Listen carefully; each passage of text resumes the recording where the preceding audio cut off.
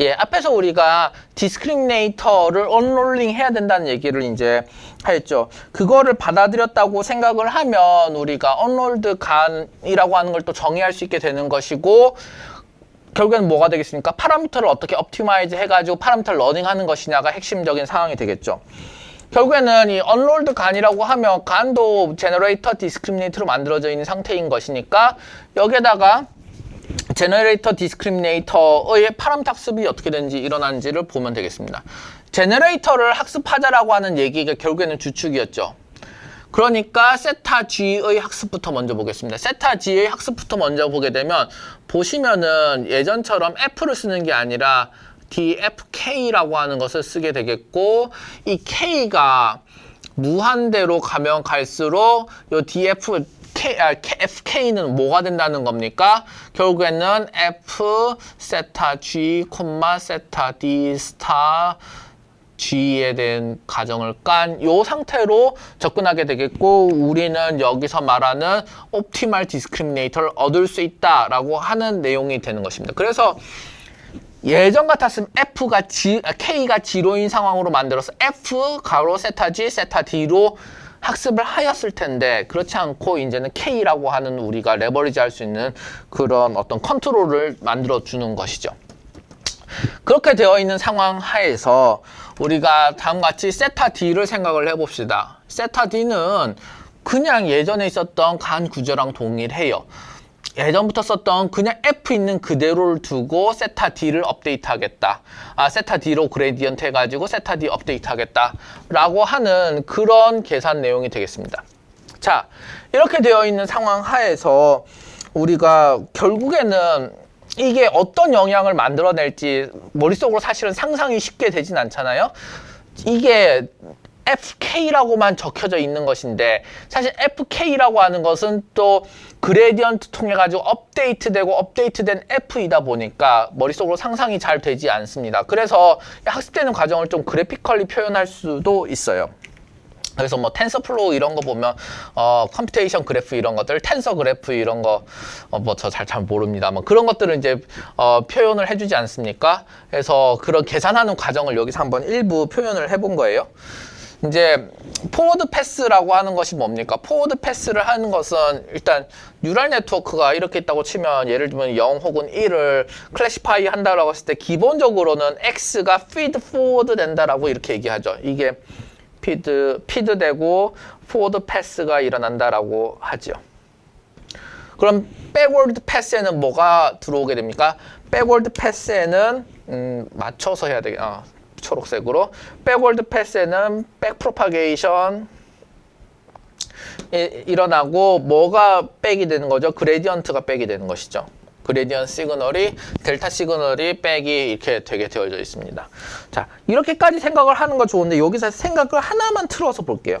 X라고 하는 인풋 피처가 쓰이는 것이 아니라, 예를 들면 여기서 활용되는 각각의 파라미터 셋들이 세타 D나 아니면 세타 G가 활용된다라고 생각을 해봅시다. 요것들도 어떻게 보면 쭉 피드 포워드 된다라고 생각할 수 있죠. 최종 아웃컴 델타 시그널을 만들어내기 위해 가지고 결국에는 인풋 피처와 여기는 파라미터는 리니어 콤비네이션 되는 관계일 뿐인 것이니까, 사실 이것을 싹 거꾸로 생각을 해가지고 세타가 피드 포워드 된다라고 생각을 할 수도 있다는 겁니다. 자, 그러면 그렇게 해서 얘기하고 난 포워드 패스를 생각을 하면 이 세타라고 하는 파라미터 셋들이 어떻게 넘어가는지 생각을 해봅시다.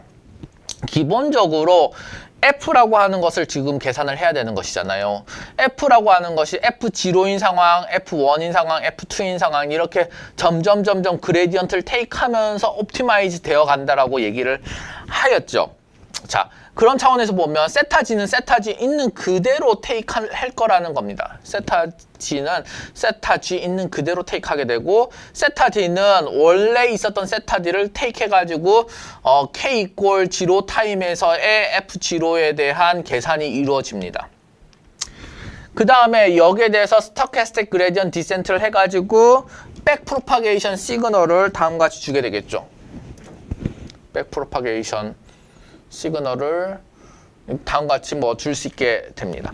그래서 세타 D를 뭐 학습을 할 수 있는 상황이 되는 것이죠. 근데 실제 그렇게 학습을 할 것은 아니기는 한데 어쨌든 백프로파게이션 시그널을 이렇게 줄 수도 있는 것이긴 하죠.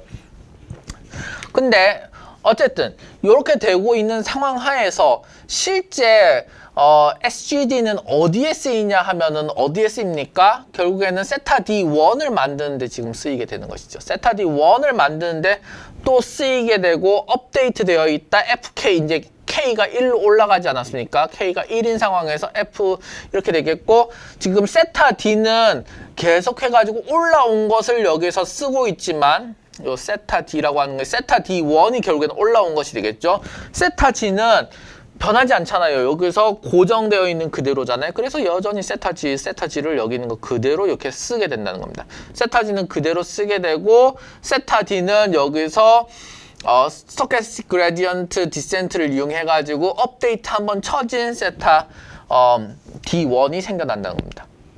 마찬가지를 이용해 가지고 스토캐스틱 그레디언트 디센트를 이용해 가지고 여기다 업데이트를 한 번을 치게 되면은 어떻게 된다는 겁니까?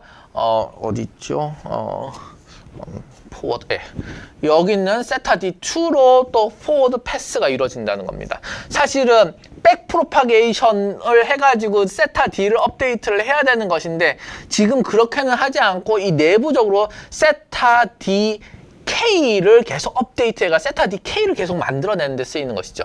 이게 나중에 세타 D가 될 것이냐? 그건 아니라는 겁니다. 그건 아닌데 그건 차후에 얘기할 텐데 사실은 차후도 아니고 여기 보면 세타 D의 그레디언트가 어디서 액티베이트 되느냐라고 하면은 요 마지막에 요거 하나만 하고 있지 않습니까? 사실은 요것만 표현하는 거예요. 세타 D의 학습은 요거에서만 일어나는 거예요. 그러면 지금 포워드 패스는 다 무엇을 하려고 지금 만들어내고 있는 것이냐? 여기 해가지고 세타 D1, 세타 D2를 만들기 위해 가지고 SGD가 활용돼서 세타 D1에다가 업데이트해서 세타 D2가 나오게 되는 것이고 그래서 마지막엔 뭐 F2 지금 이건 K는 2고 이렇게 쭉 하면 K는 뭐 무한대도 갈 수 있겠죠? 쭉 갈 수 있다는 겁니다. 세타 DK까지 계속 올라가게 되겠죠. 그게 나중에 세타 D가 될 거냐고? 그건 아닙니다. 그건 아니라 무엇을 위해서 하고 있느냐? 그럼 백프로파게이션이 일어나야 되겠죠.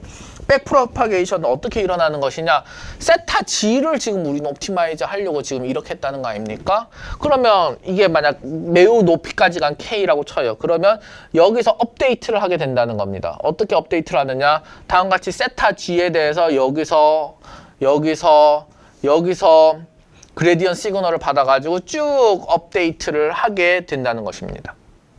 즉, 요 K가 매우 많은 상황에서 만들어진 그레디언트를 만들기 위해 가지고 세타 DK는 업데이트 SGD에서 업데이트 되면서 저 K가 무한대까지 쭉 포워드 패스를 타고 가는 것이죠. 그거는 진정한 세타 D는 사실은 업데이트 될 것이 아님에도 불구하는 것이죠. 마지막에 있는 요 주황색 라인 요 하나에 의해서만 세타 D는 학습이 되는데 이 모든 이 주황색 보라색과 이 파란색의 패스는 무엇을 위해서 만들어지냐고요? 그다음 초록색의 패스는 이 파란색의 패스 세타 G를 학습하기 위해서 만들어진다는 겁니다. 자, 여기까지 얘기하고 나서 우리 그러면 제너레이터에 대한 어떤 이펙트를 생각을 해봅시다. 결국에는 제너레이터 어떻게 학습됩니까? 여기서 제너레이터가 어떻게 값이 결정되는 거예요? 여기는 D 세타 G 분의 DFK에 의해 가지고 만들어지지 않겠습니까? 즉, 요 그레디언트 시그널이 세타 G의 학습 방향을 결정한다는 겁니다. 그러면 이것을 결국에는 분해를 좀 해서 이 캐릭터를 알아야 되겠죠. 여러분들이 만든 모델에 대해서 그 캐릭터를 알아야지만 우리 디스커션도 할 수 있고 메소돌로지가 이거 적합하고 저스티파이어블 한 것인지에 대해서 논문에서 다룰 수 있는 것이 되는 거죠. 그러면 이것을 다시 캐릭터를 따져봐야 된다는 거예요.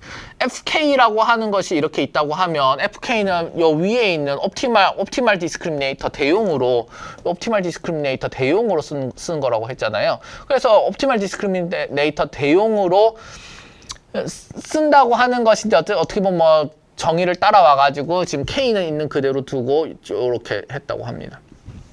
자, 그러면 여기에 대해서 우리가 세타 DG라고 얘기를 했는데 사실은 세타 G를 하려고 했을 때 이제는 세타 G가 요 세타 DK가 함수화가 되면서 세타 DK에 대해서 요 세타 DK 속에 있는 세타 G에 대해서 미분을 해야 될 필요성이 뭐 생겨난다는 거죠. 그러면 그 속에 있는 것에 대해서 미분을 해야 될 필요성이 있으면 다음과 같이 요 속에 있는 것에 대해서 어떻게 합니까? 먼저 세타 DK에 대해서 미분하고 체인 룰에 의해 가지고 뒤에 있는 D 세타 G를 이용해 가지고 요렇게 옵티마이즈 이제 미분을 하게 된다는 겁니다.